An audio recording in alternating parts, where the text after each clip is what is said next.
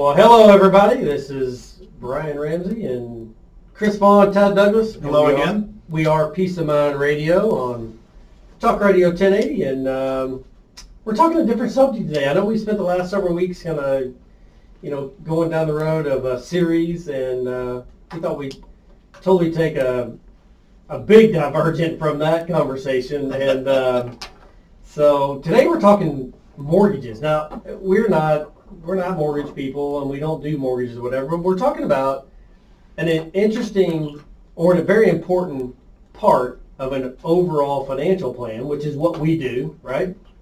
And we're talking about the role that a mortgage plays in your financial plan, right? Right, and we're talking about your primary mortgage on your own residence, not on other properties, right? Well, it could be. Maybe we are going to talk. Okay. Yeah, I mean, All it right. could be that. Well, look, we're really talking. Let's say that this is more, generally speaking, we're talking about debt. Debt in general. All right. Debt in general, right? Okay. I'm hoping that we're talking the same show, right? We are? Maybe. So you're looking at me like, what are we talking about today? Yeah, we are talking mortgage, I promise. Anyway, yeah, so we're talking, the role that a mortgage plays in your overall financial plan. Or really, and I'm sure throughout this conversation, we're going to talk about debt in general. Because you were at this point, sort of a Dave Ramsey Smart Investor Pro.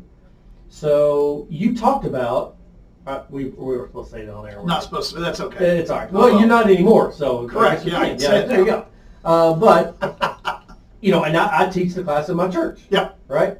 I'm a financial coach at my church. So we do talk about debt and how debt plays a role in your overall financing, or financial planning. But today we're going to more focus on the role that a mortgage plays. Yeah. All right. So if you're, last week we changed my saying. So if you're getting out of church and you're driving down the road and you're going to go eat at your favorite Chinese restaurant, and you're listening, take our number down, because if you're getting to walk in and you're going to miss the rest of the show, 502-233-9800 is our phone number.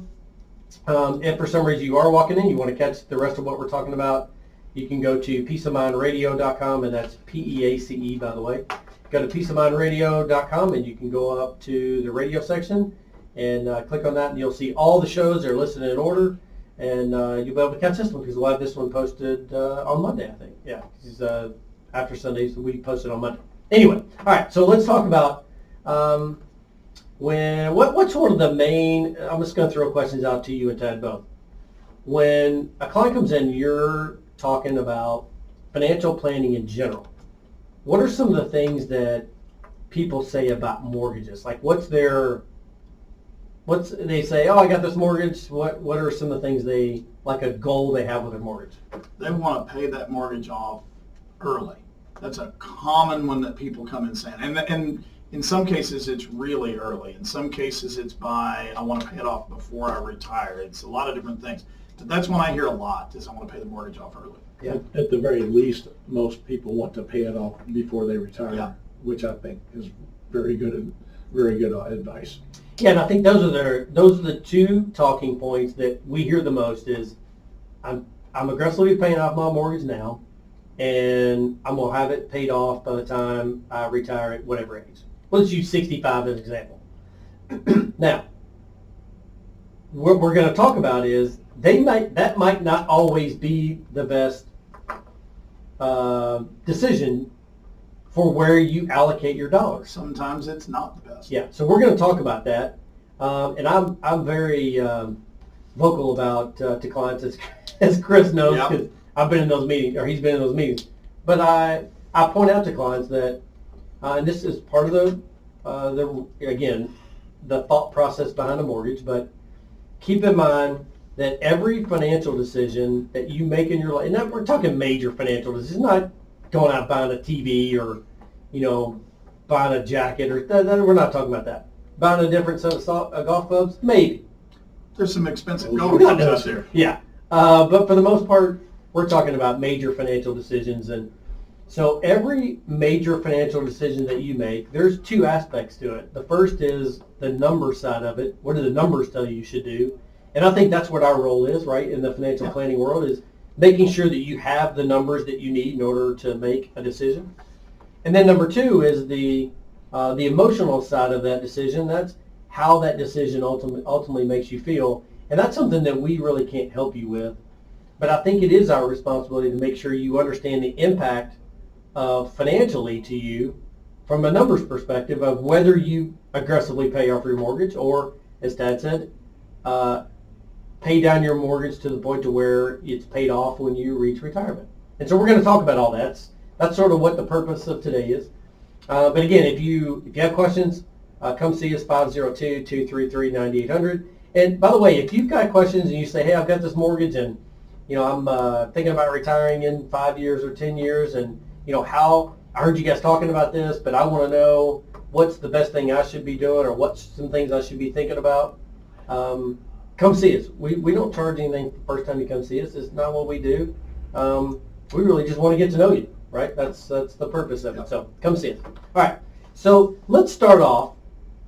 Number one, let's talk about mortgages. Okay. And let's talk basics first. So, Tad, I'm going to come to you first. When it comes to a mortgage and how much debt that mortgage should make up, what percentage of your income, what is sort of the general rule of thumb? I think it's about 28%. The mortgage should not exceed 28% of your gross monthly income. That's right. Now that may change a little bit based on some other things. If you have other outstanding debt, that would take your total debt above maybe 40%, something like that. Yep. So if you've got a lot of student loans and several car loans that consume 20% of your monthly income, then you may not be able to take out a mortgage that's more than 20%. Yeah. So Chris, if we're saying that, and that's sort of the average is 28%. So let's say that. So give us an example. Somebody comes in making $100,000 a year. How would you walk them through if they said, so if I came to you and said, hey, I make between me and my wife, I'm not married, but if I was, and I said, hey, we make $100,000 a year as a family. Right. And we're renting. Let's just pretend we're renting for a minute. And we're thinking about getting a mortgage. And I come to you and say, hey, Chris, how should I look at that? We're going to talk about a couple of different ways to look at it. But first of all, if we're just using the rule that Tad talked about, which is that baseline rule. Walk me through that. Well, let's see. If you grab a calculator here, so 28% of $100,000, so that's what, $8,300 a month? Yep. Does that sound about right? Yep. So that's kind of a baseline, and Tad also pointed this out. Obviously, some people's a little bit different, but this is a starting point for us to work with. That's the amount of money that your gross income. Yeah, that's right. You're good. You Keep going. got it? Yeah. Keep going. That's the basic calculation. Is 8333 or something like that is your gross income per month, right? That's what you can afford. Yeah, and then you use the 28% to calculate what your mortgage payment would be. Right. Yeah. So in that case, if you're making $100,000 a year and your gross income per month is, what'd you say, 8,300? 8,300, 83. Okay. The ballpark. Like that. Yeah, some ballpark. Okay. So of that 8,300, you take the 28% that Tad talked about. So it's like $2,300 or something like right? that. Yeah. Okay. So it's that's the mortgage payment that you can afford. That's right. That's what that's saying. Yeah. Yeah. Exactly. Okay. So Tad, back to you. Most people have more debt than just a mortgage, right? Right. They have a mortgage, but they may have a lot of credit. You can have car debt. You can have credit card debt. Hopefully nobody has credit card debt, but some people do, right? So generally speaking, what's sort of that number when what's the max that you want to go? I mean, obviously we want to be zero debt, right? I mean, that's pretty goes without saying, but what's the max sort of ratio or what percentage that you want to have? I think the best guidelines call for not having more than 40% of your gross monthly income in debt obligations.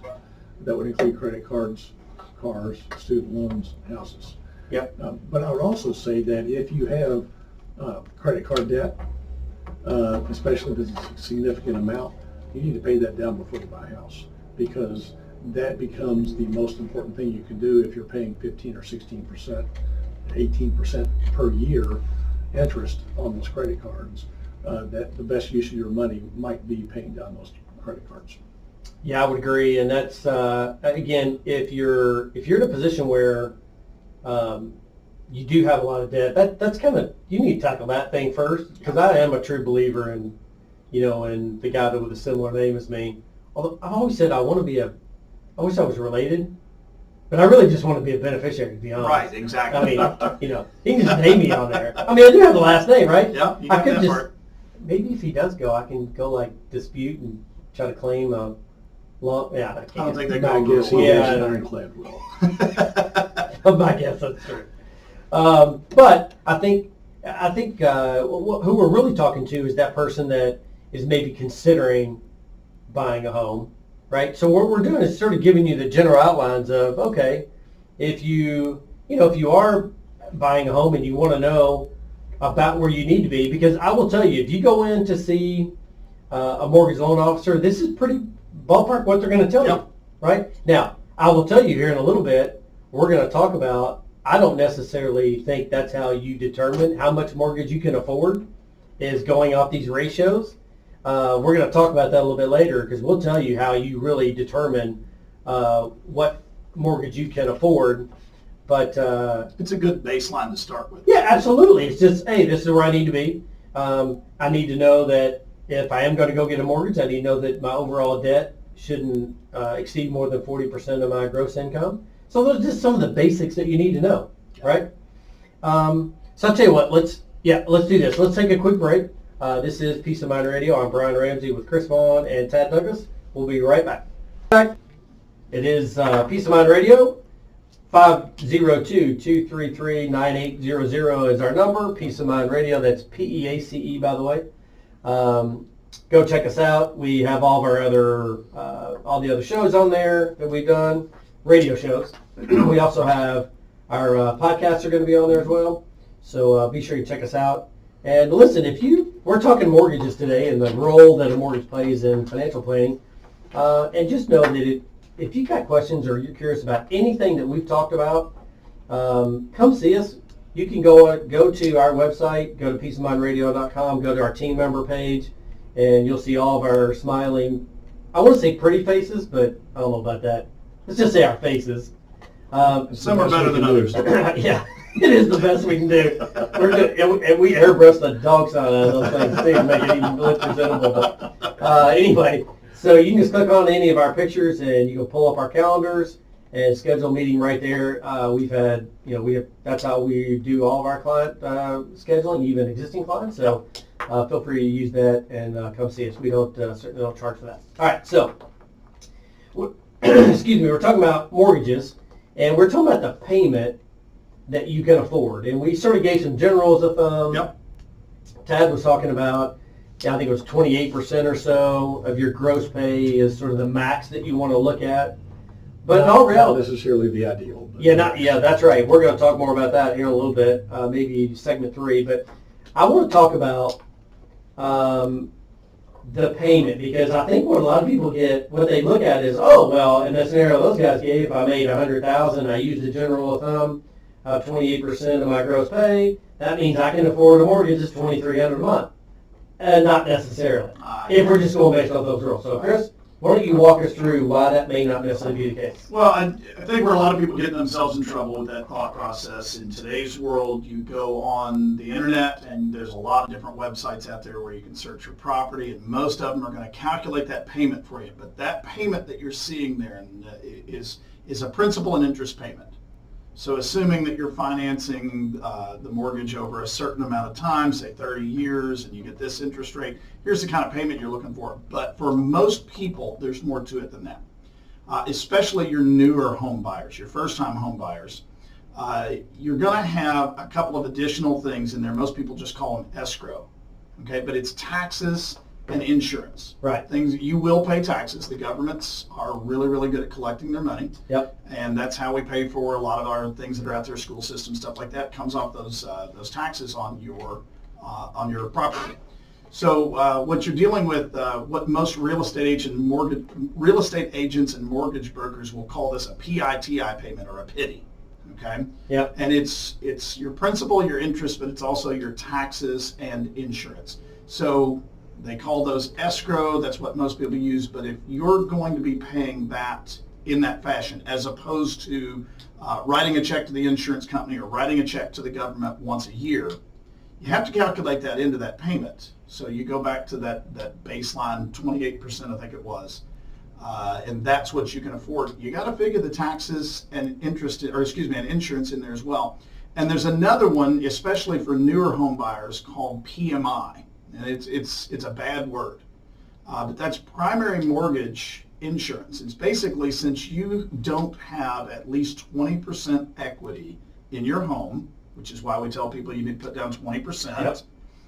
If you don't have at least 20% equity in their home, the mortgage company wants to make sure that they get protected in case you do something wrong. So they make you pay to insure them from you. And it's, man, what a racket, right? But PMI can easily go into the hundreds of dollars per month. So it's another part of the equation that you have to calculate in when you're figuring out what you can actually afford. So those are some of the other things that come along. Yeah. Oh, absolutely. I mean, I think it's important because, again, most folks will say, even if they're doing their own calculation themselves, that's something that they're not going to include because they're just looking at the principal and interest payment. Right. Whereas you got to include all of it to determine what kind of mortgage. Now, again, based on the 28% that Tad talked about, that's what we're talking about. Mm-hmm. I don't buy into that at all, just so you know. Certainly wouldn't go above that, but I don't buy into that equation at all. I don't think any of us do, because the way you determine, and we're going to talk about this in more detail, but the way you really determine whether you can afford a mortgage payment is to do a financial plan and determine how that mortgage actually fits into your overall financial plan. Right? So that's how you determine how much mortgage you can afford. Because we don't want to be house poor. We don't want to have such a large mortgage that we can't do the other things that are important to us. We certainly want to be able to pay our taxes, even though we don't like them. But we certainly want to be able to afford our other lifestyle expenses, whether it's, the kind of car you drive, whatever that may be. But when I talk about the reason I'm in this business is because I saw mistakes my family made. I made a lot of them myself. I was house poor at one time. Right. I bought more house than I could afford, and I did it on a variable interest rate loan about 9 months before interest rates jumped up 2% in about 30 days. So a mortgage payment that was very affordable suddenly became a real difficult test to pay every month. So you don't want to be house poor to where it keeps you from doing the other things that are important to you in your life.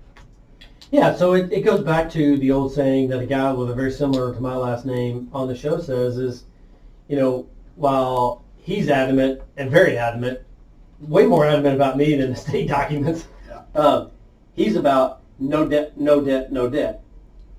And I agree with that, but at the same time, there's a lot of people I think have created wealth by owning a home, which I think is good debt.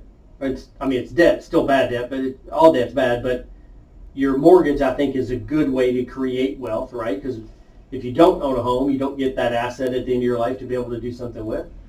So I do think that part's good, but I think you have to approach it the right way.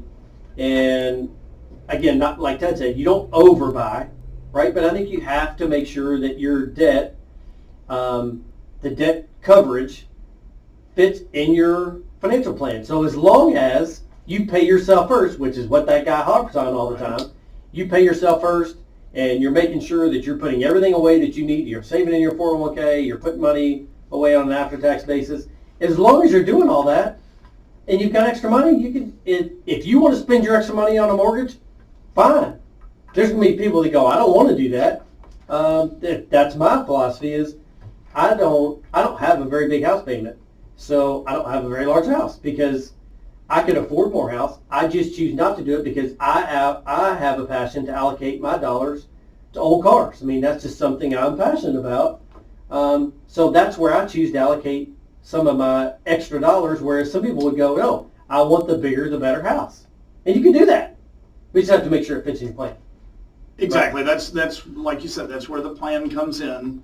You've established what it's going to take to get to where you want to go, and you figure if there are enough funds to do those other things, go for your passions first. Yep. You know, I would add something else into what you were talking about a minute ago.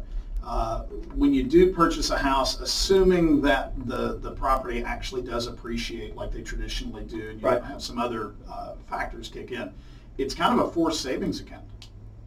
If you think about it, it forces you to save money in that money will turn into equity down the road for you. Yeah, for sure. Yeah, for sure. All right, so real quick, we're coming up against another break, and we've got a couple of things I want to talk about. But here's another general, when I was doing some research for this topic, here's another sort of general debt rule, and that is the 70-20-10. So when you're allocating 100% of your take-home pay, this is net pay, right? We're talking gross earlier, this is net. 70% of your after-tax dollars should be allocated towards basic living expenses. 20% should be allocated towards mortgages, and 10% should be allocated towards savings. Now, I disagree with that, and when we come back, I'm going to talk about one other one, and I want to tell you why I fundamentally disagree with this, but it's a way to look at it. So anyway, we'll be right back. This is Peace of Mind Radio on Talk Radio 1080. Be right back. All right, we are back. It is Peace of Mind Radio on Talk Radio 1080, and so one thing we failed to mention, I think in the last couple of weeks, so we actually videotape the show. So I know you hear us on the radio, but we actually videotape it. We're going to put it on a YouTube channel. So if you go to YouTube, just search Family Wealth Planning Partners or Peace of Mind Radio, and you'll find us, and you can actually watch us. So the hilarious thing is in the break, this would have been awesome had I caught it. Yes, it would have been. But I do stop it so that it doesn't record over the break. Sometimes I forget, and it does record over it. But the camera, I just yanked the camera down, and there's this big, you guys can't see it, but there's a big giant orange circle. And it is a halo. See, it came right down over my head. Yes. Maybe that's You're saying supposed to something. get split in the head with your head. Oh, that's true. Okay, all right, mate. But my head went perfectly through this orange halo. It was hilarious. It was like, oh my God, you're all right. And I go, it literally went right through my. Yep. It was hilarious. Anyway, yeah, that's pretty. That would for sure be on America's Funniest Video. Oh, yeah, had I make the caught show. that. That is no doubt about that. All right. So here, so tonight we're talking mortgages and the role that a mortgage plays in your financial plan. Now, what we were talking about in the last break was these general sort of rules of thumb when it comes to debt. And we're talking general debt at this point. So what we said at the end of the last segment was the 70-20-10, which is sort of a popular debt ratio. And the other one is the 50-20-30. I kind of like the 50-20-30 more. Well, I really don't like either one. Let me put it that way. Right. Okay, yeah. But out of the, well, I don't like either one. I can't say I like either one. Okay. But the scenario between the 70-20-10, if you didn't hear in the last segment, we're talking net, your net income. So the income that's paid into your checking account or you get a check for, 70% of those dollars should be allocated towards general living. Going out to eat, groceries, that kind of thing. 20% should be allocated towards debt. Or in this case, we're talking about mortgages, but just general debt. And then 10% should be allocated towards savings. And Chris brought up a good point in the break. The savings we're talking about is All types of savings. all savings, 401k, everything, Right. saving on an after-tax basis, Roth IRA, everything. But I don't buy that one. So let's go to the 50-20-30. And by the way, go research the 50-20-30 and see who developed this one. It'll blow you away. And I'm not going to mention it on air. This person doesn't need any more publicity. Anyway, so the 50% of your net income should be allocated towards your general living expense. 20% should be saved. That part I'm getting closer to agree with, Right. the 20%. And then 30% should be allocated towards debt. And that's overall debt. But I really don't buy into either one of those. I mean, do y'all, when it comes to clients, do y'all talk about that stuff with clients? I mean, Yes. I know you talk about it, but do y'all buy into that piece of it? The reason that I talk about it with clients is a lot of people will come in and they've got one of these rules, and there's a lot of other ones out there. They've kind of got that in their head. And then you start building out a good plan with them, and you deviate from that, and they don't understand why.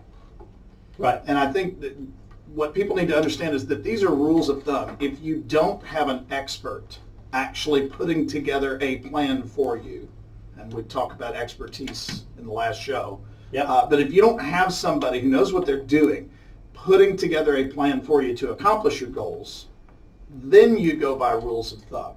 But it's not one of those things where you have to stick to that rule of thumb, because it's usually not the most efficient or effective way to accomplish your goals. Yeah. I don't generally live by these kinds of guidelines and don't talk about it with my clients. And the reason is because what works for somebody in their 20s, when they're maybe paying off some college debt and saving for a house or buying their first house, maybe no kids yet, could be totally different than what happens in 10 or 15, 20 years later when they've got kids, saving for college, those kinds of things. Those percentages will change over the course of our life. And so what somebody, for example, many of my clients in their 50s and 60s who have very little debt, if any, many of them have paid off their mortgages, they have a lot of discretionary income. They are giving more to church, they're giving more to their kids. They're putting more money away in other ways. So there's those kinds of percentages don't work for many of my clients because they're past those days. They're past the high expense days. I think those formulas are better to use for younger clients to the days when they get past the major expense years of having kids. Yeah, so those are great points. I'm gonna give you sort of my thoughts on, and I want each of us to do this, and so you can sort of tag along here. Here's the fundamental reason why I disagree with these sort of general debt ratios or general percentage of your income should be allocated towards debt or towards a mortgage. In this case, we're kind of talking mortgages. Here's why I disagree. And it's kind of sort of playing off what Tad mentioned was everybody's different. Everybody is in a different place financially. Everybody's in a different place when it comes to their family. Everybody's different. And so for example, I didn't have kids until I was much later in life. I have other friends that had kids sort of right out of college, and now they're my age, and they've got kids that are either, getting out of high school, or in some cases getting out of college. And I have some friends that are my age that are grandparents, which is scary. But so everybody's in a different phase of life, right? So my friends that have kids that are in their latter part of, let's say, high school or even college, their financial situation could look, I don't know, but I'm saying could look a lot different than mine because I had a lot of working years, close to 15 years of working, and I wasn't married and didn't have kids. So I had a different situation. They're now in their early 50s, and they're going to have, the kids are sort of out of the house, in theory, right? We know that always doesn't happen, but let's say the kids are out of their house. Their perspective is totally different, whereas my situation is that, my last kid, my youngest kid, who's 9, I'm going to be 64 years old when he, in theory, graduates college. So I'm in a totally different situation. Your greatest expense years are still ahead of you. That's exactly right. Exactly my point. So now, how we view all this is, in a proper financial plan, we look at all the different scenarios. In my case, I had all these years of working, so I accumulated a little bit of money in a 401k plan and some other things, right? And so now I am looking at saving for college and so on. So I make sure that I'm paying myself first to make sure that I'm going to save enough every month to accumulate the wealth that I need to support my lifestyle from the day I retire until the day I die. So as long as I'm saving enough, I know then I can look and say, what's my excess every month above my basic living expenses, right? Food and all that good stuff. Then I'll look at it and say, okay, I've got $3,000 extra a month. I'm paying myself. I'm taking care of my basic core expenses. I've got $3,000 a month, hypothetically, I got $3,000 a month extra that I can then allocate that to a mortgage if I so choose to do that. If that's what you want to do, right? Right. I could choose to do $1,500 or $1,500 a month in a mortgage and have that other $1,500 go to a passion that I have, right? But that's everybody's choice. So that $3,000 that I have extra doesn't have to be 28%. It could be that it's 10%. It could be that it's 5%. It could be that it's, 18%. But I think the most important thing with this is that one, you have a plan in place that says you're going to cover your basic core expenses and you're going to save enough to accumulate the wealth that you need in order to retire the way you want to retire. And outside of that, you back into how much the mortgage is going to be. And that's a whole lot better strategy than taking some guidelines, saving, 10% or 20%, and hoping that that will be enough for something that you haven't even defined. Right. Well, it's also a much better strategy. It's better than saying, okay, first of all, I know what I make. I'm going to first start at how much I can afford a mortgage, and then I'm going to back into how much I need every month to pay my core living expenses, and then whatever left over, I'm going to see what I can save. Right. That's totally the opposite of what you should do, right? So I think that's the point behind this. Is the reason why we want to talk about it is because it is a popular conversation, and what we're going to talk about in the next segment is probably the two most common questions that we get around a mortgage, and that is not that you have it. We've just been talking about that so far, but it's really come down to, should I pay my mortgage off early and I want to have it paid off by the time I retire? How do you plan for that? That's what we're going to talk about in the next segment. Okay. It is Peace of Mind Radio, and we'll be right back here in a couple minutes. Come right back. Welcome back to Peace of Mind Radio. This is Chris Vaughn along with Brian Ramsey, Ted Douglas. Our number, if you need to get in touch with us, have some questions, just want to sit down and talk, 502-233-9800. During the break, Ted, you had an interesting point about what we were talking about with mortgages. You want to bring that back up? Well, we were talking about how much you want to spend on a mortgage, or how much of your income. I bought a new house 11 years ago, and this is the very beginning of the mortgage and economic downturn that we experienced. But I got pre-qualified, and they told me, I don't remember the exact number, but they told me I could buy a house that was about 50% more valuable than what I wanted to spend. And of course, their objective was for me to borrow as much as I could so that they would make more money on the mortgage. Sure. Right. And I didn't want to do that. I didn't want to be house poor. I did that once before. I did not want to do that again. So I bought a house that was about 2/3 of what I qualified for. And so that way the payments have been manageable. They've never been a problem. And we're paying the mortgage down faster, all those kinds of things. Yeah. So that leads us to the point that I really wanted to bring up in this show. And this is kind of the one that when you're doing your financial plan, we get this all the time, don't we? Absolutely. When it comes to mortgages, this is probably these two different topics, but they're different in different ways. So I want to make sure we talk about them separately. And the first is, which we get all the time, is I'm aggressively paying off my mortgage because I just want to get it. I want to get it out of the way. Now, what we would say to that, okay, and we all have a similar, view of this, and that is exactly what we said in the last segment and what we said in the very beginning is, as long as you are doing everything else you need to do, you can pay your mortgage off.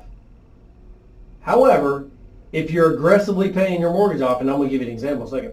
If you're aggressively paying your mortgage off and you fail to pay yourself first, you can put yourself in a real bind when you get later in life. Here's a perfect example. I've got a client, had a client. They moved. But they were not saving very much money. He had a very good income. And they were not saving very much because they were basically taking every extra penny and they were paying down this gigantic house they bought, and they financed the whole thing to begin with. So they were aggressively paying this down. That was just their passion, as they wanted to be debt free. But what they did do is they failed to save enough along the way. So they were about a year and a half away from retiring, and we did a plan for them. And sure enough, they hadn't accumulated enough assets for him to retire. He had saved quite a bit, but not enough to support their lifestyle for the next potentially 25, 30 years. Yep. So they had this gigantic house, which is like $1.2 million house, what it was worth. It's paid off. Congratulations. But guess what that house does for you in retirement? Nothing. It doesn't do anything. It's illiquid if you wanted to sell it. Yeah, that's even worse because Right. it's $1.2 million. Those houses don't fly off the shelf like a $200,000 house does. However, I said to them, you can't take, now, if we get time, we're going to talk about another solution, but you can't take part of your house and go by the grocery store and get groceries with Right. it. You can't do it.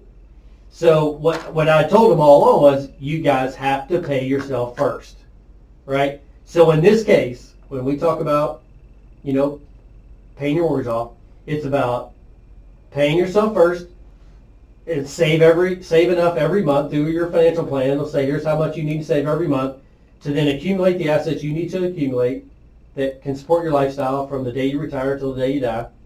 As long as you do that, if you have extra money, you can pay the mortgage off with it. Absolutely. Right? That's the process of doing it. But we just don't always see that, do we? Something you and I were talking about with a client one time, and you said something that really struck me. And I think it's important that people understand this. When you talk about paying that mortgage off early, really aggressively paying it off early and sacrificing the other things that you need to save for, your house is not going to pay your bills when you're retired. It can't generate new revenue for you. That's right. It just can't do that because it's illiquid. You can't sell off part of your house, right? Right. You can sell it, but now you've got to get someplace else to live. So there's just so many problems that are created when you go about that approach and then don't make the other savings that you need to do for your plan. And here's an example of that. What if you are paying your mortgage down quickly because you want to get out of debt and you lose your job and you have no income and no savings? Great example. Then you're That's right. Then you're forced to scramble and deliver pizzas and all that kind of stuff. Yep. But at that point, when I was house poor in the 80s, after I bought too much house on a variable interest rate mortgage, Oh, yeah. and then I lost my job. Yeah. Partly because of the interest rates going up in our business. So I scrambled, and I had a home equity loan that I had to pay off when I sold the house. But because I had not been putting enough money in savings, I was forced to borrow money against my house, which made it even more difficult to sell. So when I talk about why I'm in this business, I've made all the mistakes. I can tell you the bad part of almost any financial mistake that you're going to make. But we don't think about what happens if I lose my job, what happens if my income gets cut. I talked to somebody a couple of days ago. His wife works for a company that was bought out by somebody else. They reduced her income by 10%. Well, that many times won't make a difference, but it could. If you're stretched thin, Yep. that can make a difference. Yeah. Yeah, so and one other component that we get, or it's not component, it's one other sort of philosophy behind the client when it comes to mortgages is, well, I want to set up a plan to have the debt paid off at retirement. And we're going to say at 65. I want my debt paid off at 65. Okay.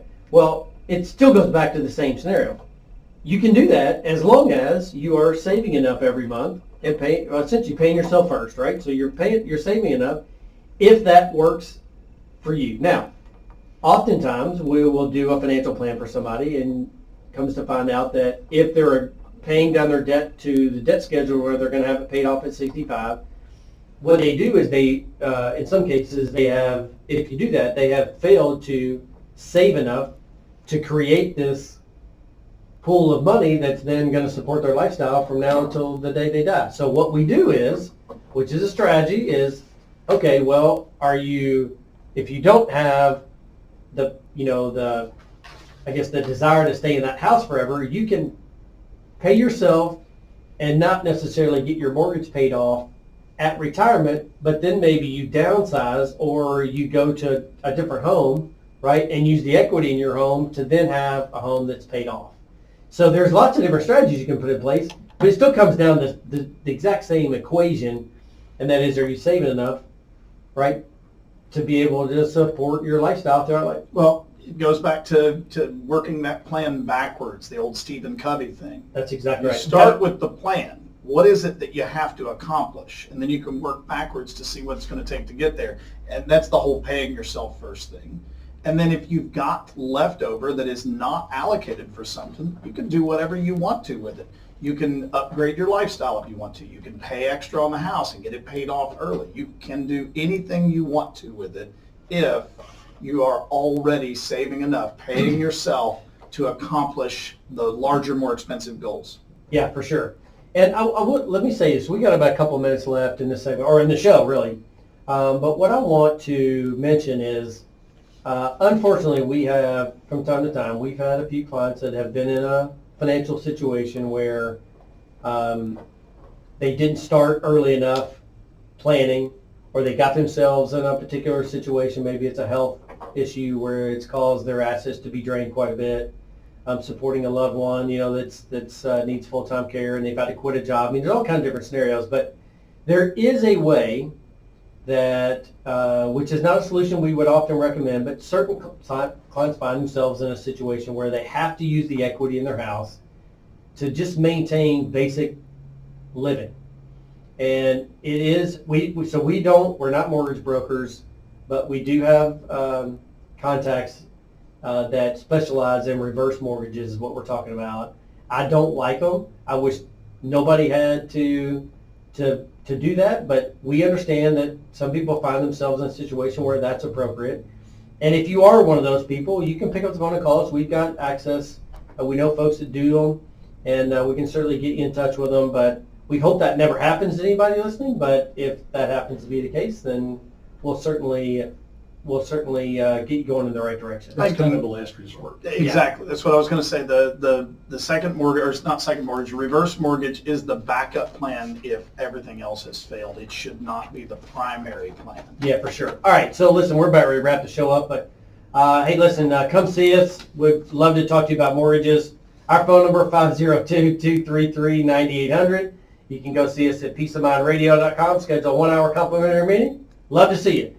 Tune in next week. We'll talk about another topic. We don't have that topic yet, but we'll come up with one. We'll come up with a good one. That's right. We'll see you guys next week. Thank you. Hi, thank you so much for watching our content. We really appreciate it. If you like the information, make sure you hit the thumbs up button below this video. Please share it. We would greatly appreciate that as well. And if you want to make sure you receive our future content, make sure you hit the subscribe button and you'll be notified when we put new material out. Thanks for watching, and have a good day.